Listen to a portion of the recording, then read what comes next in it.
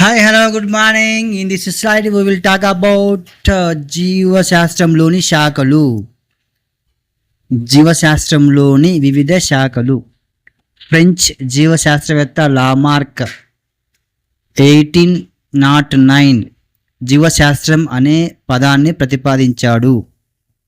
జీవశాస్త్రం అర్థం జీవుల గురించి అధ్యయనం చేయడం.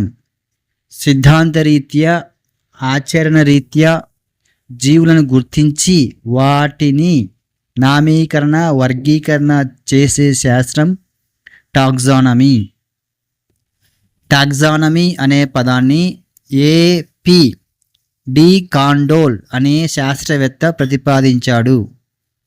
సూక్ష్మ అంతర నిర్మాణ శాస్త్రం అని కణజాల శాస్త్రాన్ని పిలుస్తారు. కణాన్ని నిర్మాణాత్మకంగానే కాకుండా క్రియాత్మకంగా అధ్యయనం చేసే శాస్త్రాన్ని కణజీవ శాస్త్రం అంటారు.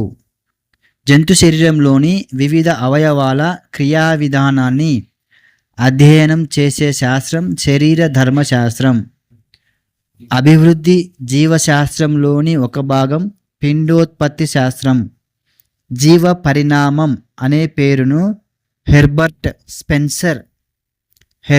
స్పెన్సర్ ప్రతిపాదించాడు. జీవశాస్త్రం జీవావరణ శాస్త్రం ఇకాలజీ అనే పదాన్ని హెకెల్ ప్రతిపాదించాడు. జెనెటిక్స్ అనే పదాన్ని బేట్సన్ ప్రతిపాదించాడు. ప్రవర్తన జీవశాస్త్రం, దీనిని ఇథాలజీ అంటారు. ఇథాలజీలో ఇథాస్ అనగా